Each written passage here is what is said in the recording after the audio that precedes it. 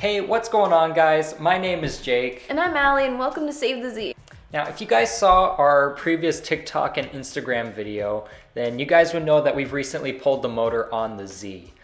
Today we're here to give you guys a little bit more in-depth view of kind of what we did, our whole process of pulling the motor and whatnot. And the whole process only took around an hour, surprisingly. Yeah, I mean, it's an older car, so they were pretty simple motors back then. There wasn't a ton going on. But today we're here to just kind of give you guys a little bit more in-depth look of everything that we had to do. First thing we did is we took off the hood of the car. The way that this hood opens, it opens kind of the opposite way.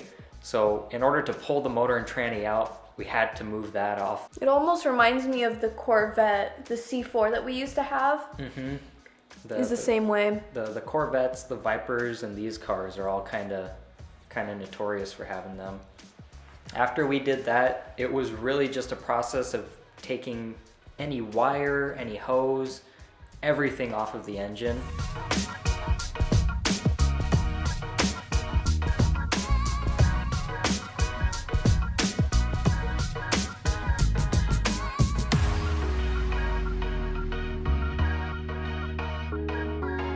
This is kind of crazy right here. This just kind of shows how long this car's been sitting. It honestly makes me think that the car has been sitting longer than what we actually thought. Oh yeah, I mean, maybe it wasn't sitting at the junkyard, but it was still sitting like in somebody's garage or their backyard or something. Mm-hmm.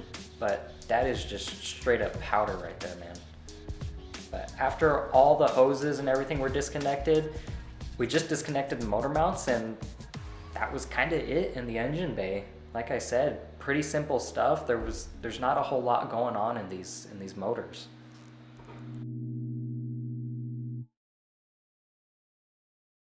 What we do here is go back.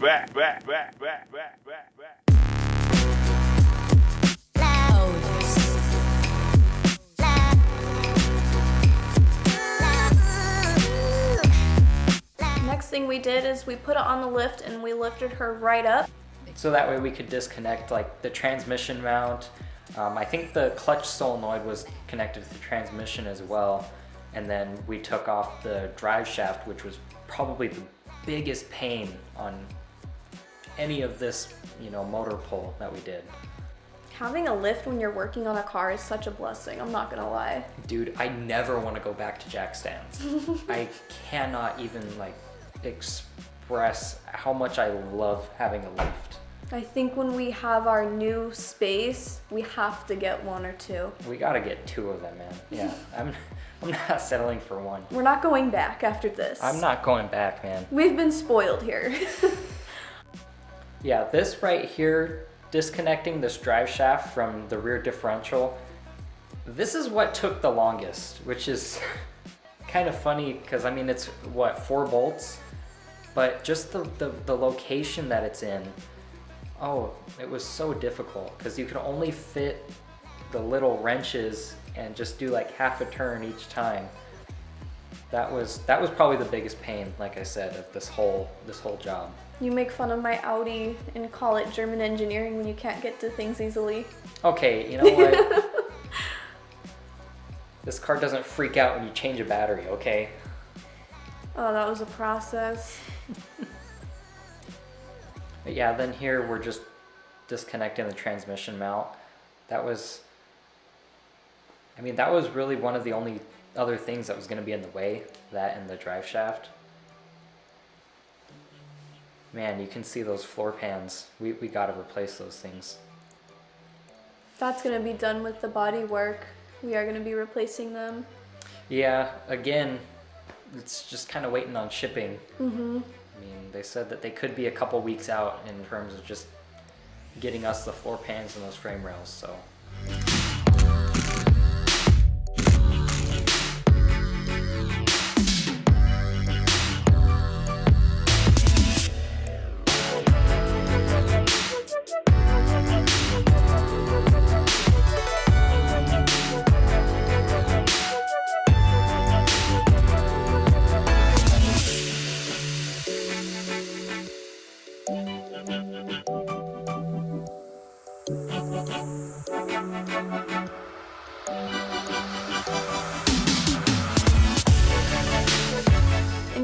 can see in the upper left-hand corner where my dad thought it would be smart to chop off the exhaust.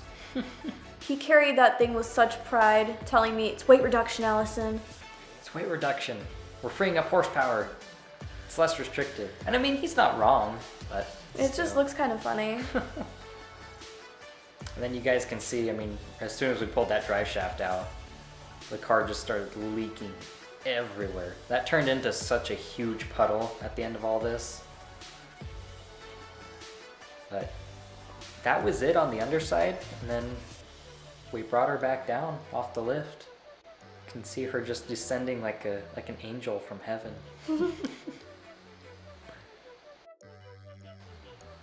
Once we got her back down, all we did is really find, a couple of good anchor points to hook up this chain to, so that way we could actually start pulling the motor out of there.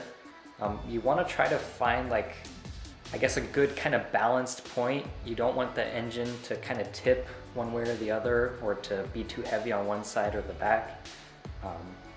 This was a little difficult for this engine. I think we ended up using one of the bolts that actually connects the transmission to the engine, and then there was one on the front side. I can't remember which one we used.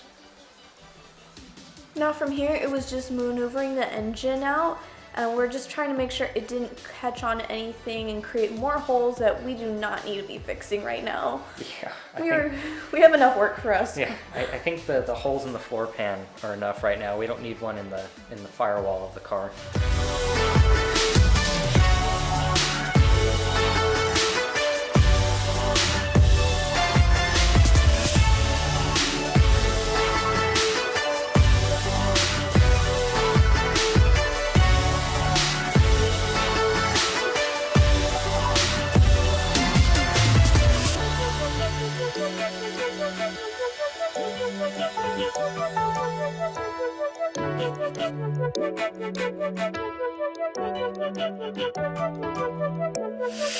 Now something we haven't really mentioned in this video, but we have mentioned in our Instagram and our TikTok, is what engine we're going to be replacing this one with. We have decided that rebuilding this one and just simply replacing it is going to be about the same cost, so why not replace it and get a newer one that, can make more power. Mm-hmm. So what we're thinking right now is replacing it with the RB25 DET.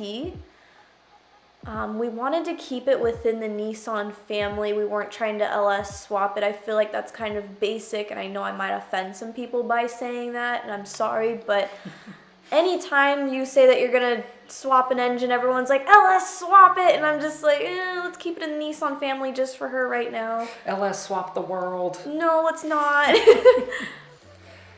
To be fair, the LS is a good platform. It makes power really easily. We're not after just pure raw power with this car. Nissan had amazing motors themselves, and they are notorious in the tuning world. The reason that we went with the RB25 as opposed to something like the RB26 is because the 26 does have all-wheel drive, which would be a nightmare to fabricate in this car. Since ours doesn't, it has rear wheel drive, and we just wanted it to be a little more easier on our part. Yeah, which, I mean, the RB25, still a single turbo, can still reliably push out probably around 400 horsepower, I would say. Mm-hmm. And then obviously, I mean, rear wheel drive, that's what we need to make it a really good, just kind of smooth swap into this car. I'm sure there'll still be some things we have to play with. We definitely got to get a custom drive shaft. But other than that, I know they make kits that actually allow you to swap these in for the motor mounts and the transmission mounts.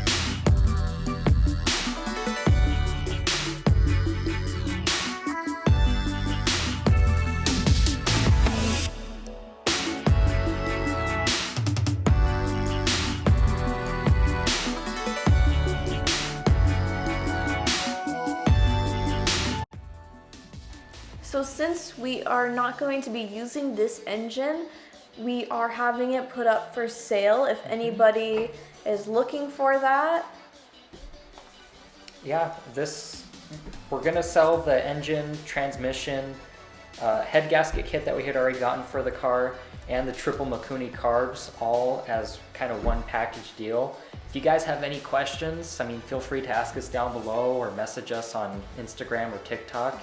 We'd be more than happy to, answer any questions you guys have.